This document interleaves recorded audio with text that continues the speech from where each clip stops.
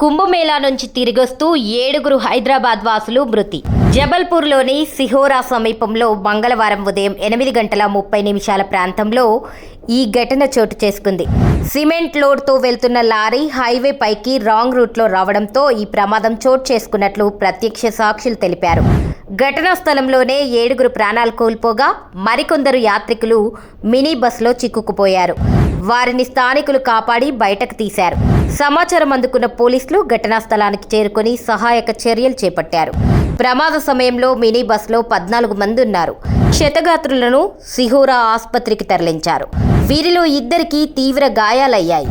ప్రమాదానికి గురైన వాహనం నెంబర్ AP29 W1525గా గుర్తించారు. మినీ బస్ రిజిస్ట్రేషన్ ఆధారంగా ప్రమాదానికి గురైన వారు ఏపీ వాసులై ఉంటారని తొలుత పోలీసులు భావించారు.